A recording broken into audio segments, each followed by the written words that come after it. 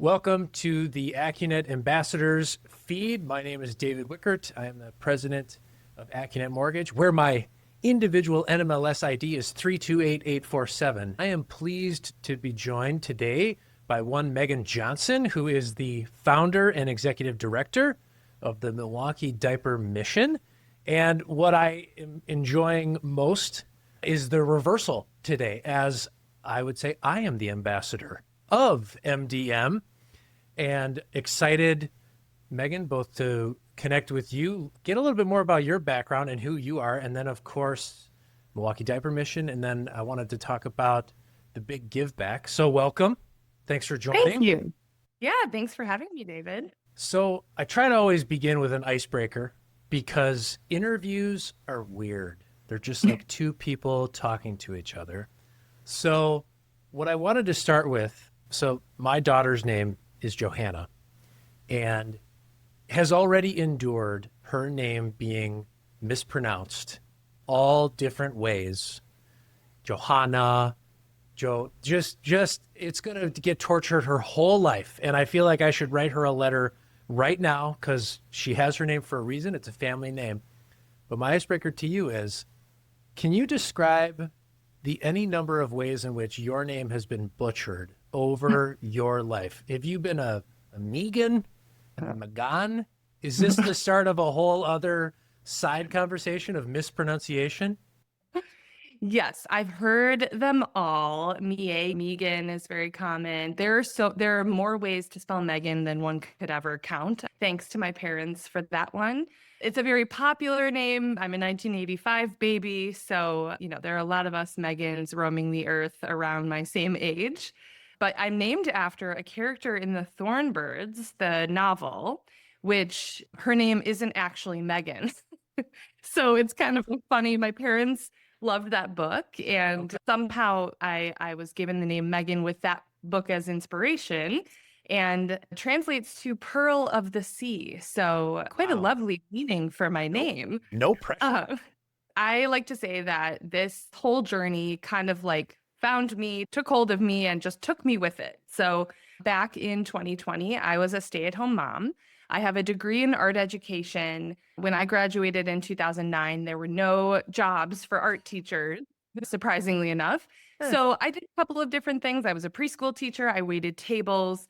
And then over time, my husband and I started having kids, and it just didn't make sense for me to pay for childcare on a preschool teacher's salary. So I became a stay-at-home parent and didn't really have any sort of career aspirations, except that I knew I wanted to teach, but I also had this tiny bit of like entrepreneurship vibes in the back of my mind saying like, gosh, I would love to be, at the helm someday. I'd love to create something that means something. But that was just kind of in the back of my head. And I was volunteering at a local community center, running a new parent circle and teaching a class about cloth diapers. I was using cloth diapers with both of my kids. And I was doing some research on the diaper industry and the history of disposable and reusable diapers in my free time. And I came across the statistic that 1 in 3 families struggle to afford diapers. And I also learned that families who receive SNAP and WIC benefits cannot use those to purchase diapers or period supplies for that matter. So those two things, those realizations really stopped me in my tracks as a young mom of 2 little boys in diapers. I was learning about the issue of diaper need for the first time, not having struggled myself to afford them mostly because I was using cloth diapers and saving a lot of money that way. I realized most major cities in the United States had what was called a diaper bank, which I had never heard of. I'd heard of food banks and food pantries and that sort of model. And I realized that Milwaukee didn't have a diaper bank. So what started out as me just being curious and kind of navigating through the internet to try and figure out what all of this meant turned into, I can't stop thinking about this issue. I can't sleep at night. Like, I need to do something about this. And I just became incredibly passionate and hit the ground running in the middle of the pandemic and got this organization off the ground. When you were in the top of the first inning of thinking about this, were you making phone calls to people to be like, how does this not exist? Was there this feedback like, yeah, it should exist, it just doesn't? 100%. Okay. Yes. And I think Milwaukee has more nonprofits per capita, I believe, than any city in the United States. Don't quote me on that, but I'm pretty sure that's accurate. Okay. So the last thing I wanted to do was start a nonprofit and duplicate services that already existed in our community. So that was step number one for me, was to make Yeah. sure there was no organization doing this specific mission. And then step number two was to reach out to other diaper banks across the country and learn how they did it and what steps I needed to take, because I didn't have a nonprofit or a business background. So there was a lot that I needed to learn in a short period of time to get this thing off the ground, because as I mentioned, it was the beginning of the pandemic. People were struggling more than ever before.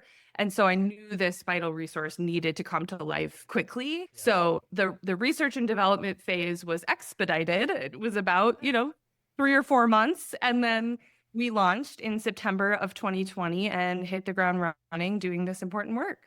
I make the joke with some of our team, like sometimes you just have to jump and stitch the parachute on the way down because that's the only option. Then you're like, well, I'm plummeting to the earth. I better figure out this parachute because that's the only option. And for you, having that almost invasive thought of like, this has to get done. You can't unsee what you saw in the community and the need that was there.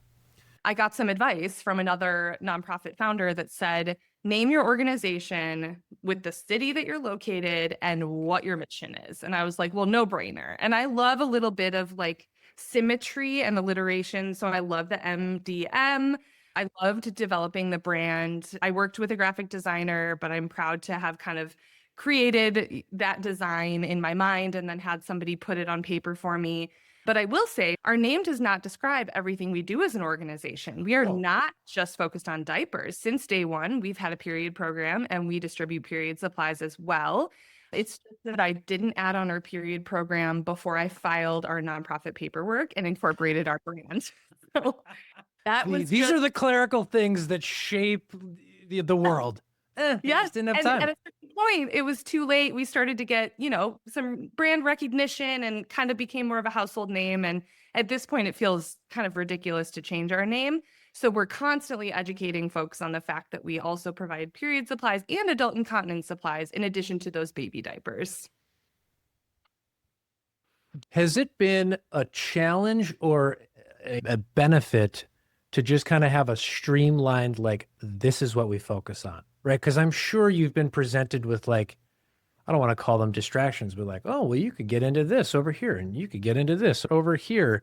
But have you had to fight or focus for what you do to remain what you do? I don't want to say, has it been easy to be focused, but that's my question. Have there been pulls, or have you been able to just, no, I'm so busy with what we're already doing, I don't have the oxygen for something else? Great question. And I have like 5 answers to that question. I'm ready. We're not going to run out of electrons, so by all means. Oh, perfect. So there are a lot of organizations that do what we do and expand their services to provide car seats and potty training kits and hygiene kits and formula. And those are larger basic needs banks that, have been around for 15 or 20 years and have been able to grow the resources to a point where they can do that. I think over time, we will look to expand the items that we provide, and that will be based on our community feedback that we receive. We want to know what families and individuals in Milwaukee need, and then we will work to provide them as we can. Yeah. From a staff and a board perspective, our mission has always been incredibly clear, easy to understand, easy to explain and to pitch to people and to maintain.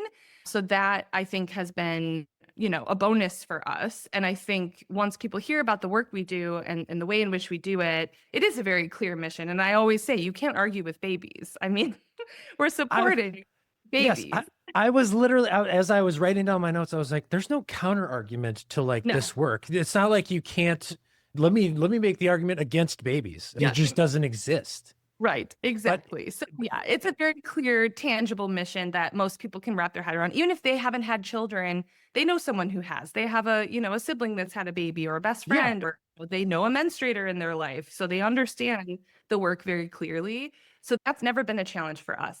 I will say I would love to dive more into the postpartum support field. I feel like, diapers are crucial for postpartum maternal mental health because of If mothers have access to diapers, they worry less and stress less about their baby being clean and dry. And, as a mom who's had two babies, as a dad who is a partner Yes. of someone who's had children, you understand that season of life can be incredibly difficult. And if you lack resources, it's exponentially difficult. So someday a dream of mine would be to have a postpartum support program where we provide those items that help mom feel comforted and taken care of during that fourth trimester, those first 3 months after giving birth. So, you might see Yes. something like that in the future. But again, we've got to grow our resources, and we have a huge gap in our community and a huge mountain to climb as far as reaching every family to be able to provide these items to them. Milwaukee is a big city, Yeah. and we have a lot of zip codes to get into and a lot of partnerships to form so that we're reaching every corner of our city before we can add on more programming. Well, to your point, you want to get really good at the one thing that you're doing rather than be mediocre at doing two, three, or four things. Yep, 100%. And I've always been adamant that we scale incredibly responsibly, because the last thing I want to do is overpromise and underdeliver and let Yeah. down our community. So we're very intentional about how we grow and when we grow. And that can be difficult sometimes because I want to help everybody and I want everyone Yes. to have access to our support. We're just about to exceed distributing 1 million diapers in one calendar year alone. So that is another milestone that's very Wow. exciting. But I'm looking at other diaper banks like the DC Diaper Bank or the Indiana Diaper Bank. These organizations have been doing this a little bit longer than us, and they're distributing millions like every month. I mean, I started in my 2-car garage. So in September of 2020, I hosted a supply drive and filled my 2-car garage with diapers. And then I was like, okay, now what? Okay, we got to figure out how to distribute these. I mean, it was very much like, let's piece it all together and very grassroots. Now we have a very efficient model and we've figured it out. So if you would have asked me 5 years ago what I'd be doing today, I would say, well, I just filed our nonprofit paperwork and now we're going to try and figure out how to do this thing. So Yes. it's kind of wild to wrap my head around. And, the milestones never get dull. They're always exciting. There's always something to celebrate. But there's also a balance you have to strike with celebrating these incredible milestones and the impact we've made, but recognizing the fact that the reason we have to do this is because families don't have what they need and our community is truly struggling. So it's definitely a balance of celebrating and being excited about our future and how much we'll grow and support our community, but also really thinking about those actual families who we're supporting and why our support is so crucial. Well, and I'm sure the way you feel and the way you've described growth, you're trying to be a sturdy oak tree and not just a weed that grows quickly, because 10 years down the line, you'd rather be able to help families over that period of time rather than just get so big and then flame out and then suddenly you're not there anymore. Yes, I will say too that our mission statement is very intentional in the sense that we included the word reliable source of free diapers and period supplies in our actual mission statement, because we don't want to just burn out and disappear and leave everyone hanging. We want to be reliable, not just to families, but also to those small nonprofits we partner with. So I like to explain it like a lot of people know about Feeding America or Hunger Task Force, these large food banks that purchase and collect donations of food, and then their team works to distribute that food out to pantries in a network across the city where families actually go that are in their neighborhoods. So we strategically partner with nonprofits and government agencies that are already working with families in need, that are already providing supportive services to those families. And we provide this reliable source of products to them so that they can provide them for the families they work with.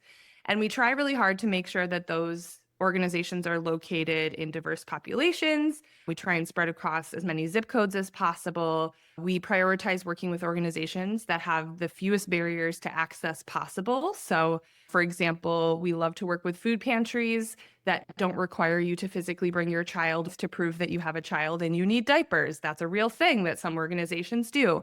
We like to work with organizations that take your word for it, that you need support, and they give you that support on the spot with, minimal intake. And sometimes there's some data that needs to be collected, and that's, understandable. Yes. We also prioritize choice-based shopping models. So those food pantries that have their pantry set up like a store and someone can walk through with their shopping cart and grab the items that they need. They're not just handed a box full of stuff and saying, here you go, this is what you get today. People have, no matter their socioeconomic background, they have dietary restrictions, they have cultural ideas about what sorts of foods they prefer and enjoy. And so we want to make sure that those families and individuals have access to what they need and deserve with as few questions asked as possible. So those organizations, as I said, are food pantries, home visiting agencies, domestic violence shelters, organizations that work specifically with fathers and doulas, midwives, the list goes on and on. We currently have 28 distribution partners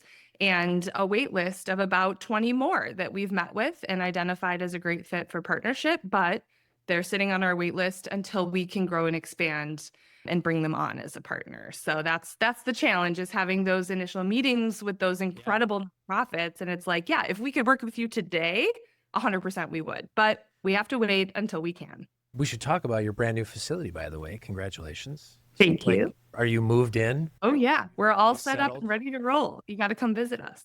Deal. What is it about walking through a space like that? We're like, yeah, things are going to get moved around from here to here.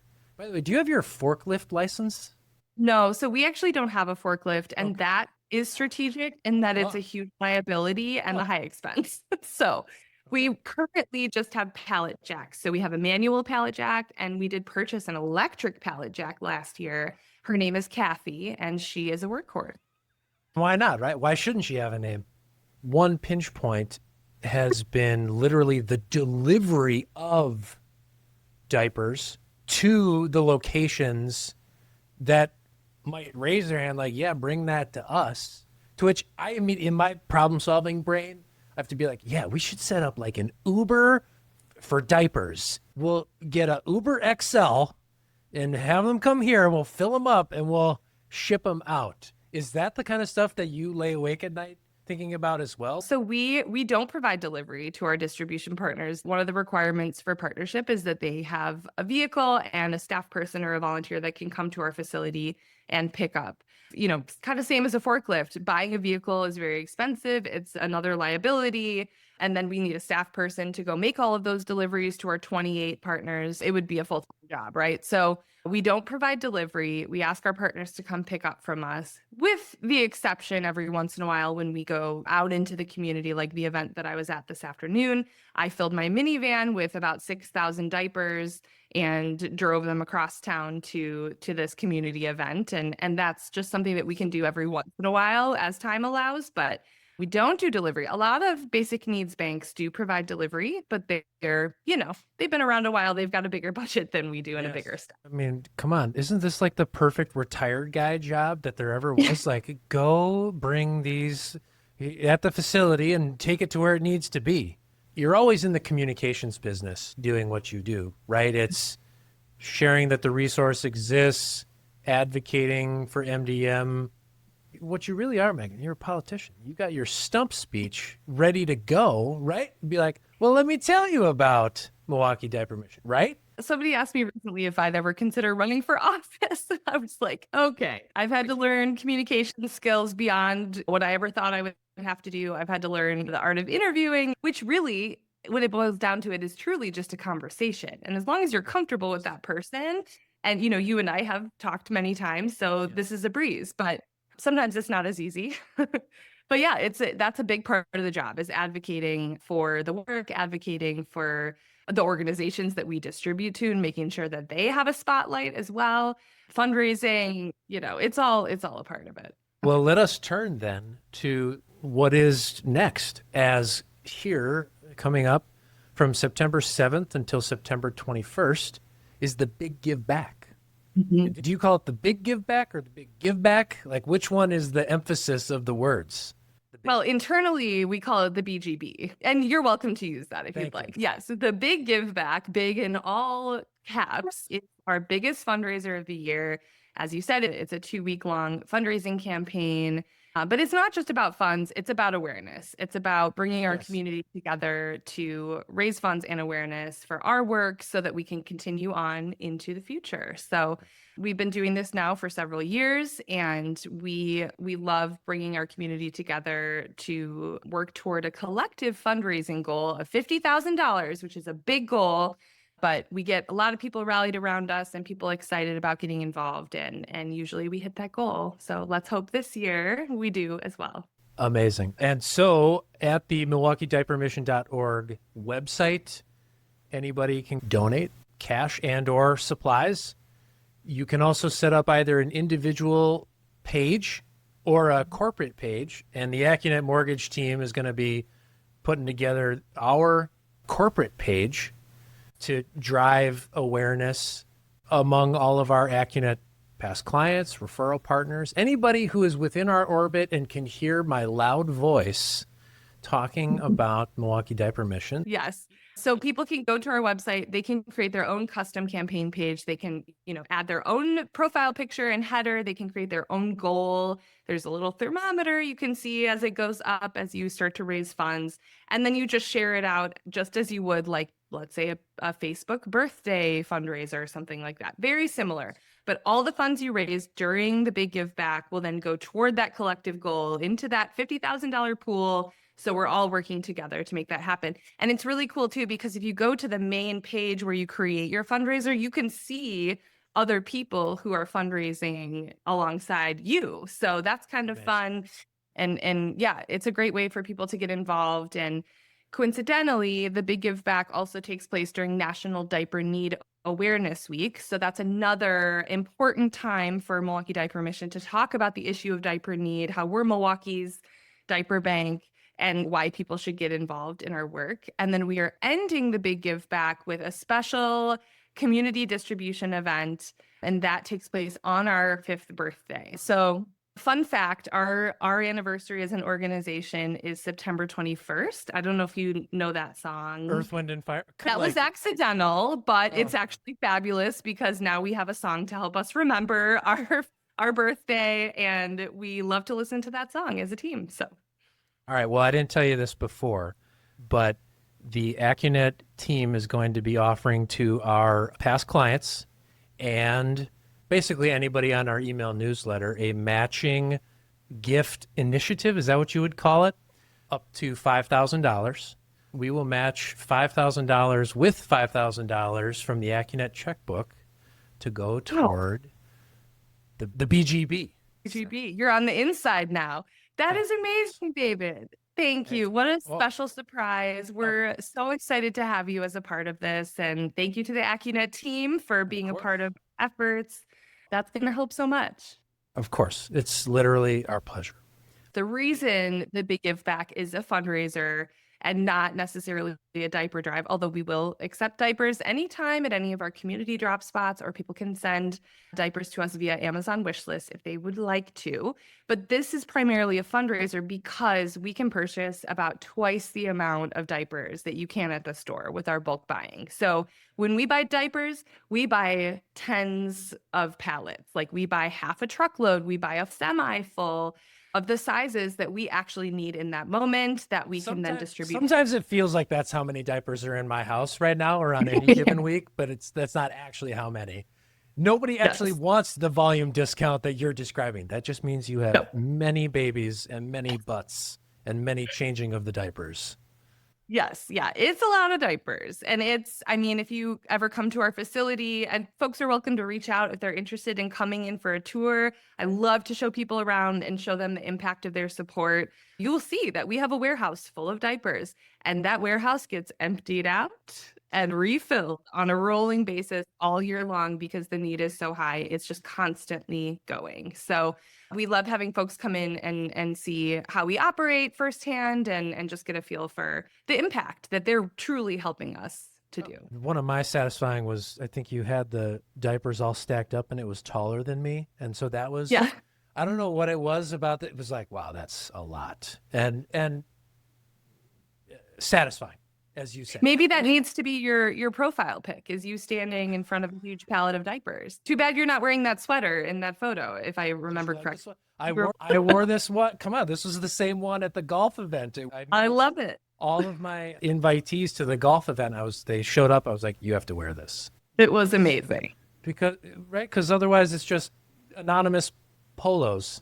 I know. I love a team outfit. I love a uniform. And thank you for bringing that up. We also host a golf outing every year. So if there are any golfers out there, next June 12th, I believe it is, we'll be back at Washington County Golf Course. We love that golf course, and it's such a special event that raises more funds, more awareness while having a great time. So what I enjoy about the connective tissue between MDM and being in the mortgage business, they call them sometimes the D's of mortgage, the reasons why people go out and buy houses, which includes diapers. It's just the most obvious connection. I make the joke, so long as people keep having conjugal visits and making the babies, they will need the diapers for the babies. And then they'll be like, you know what? I would like to bring our baby home to a house. And so it's just this like the most natural fit for us as an organization to partner with Milwaukee Diaper Mission. So it's our pleasure to ring the bell,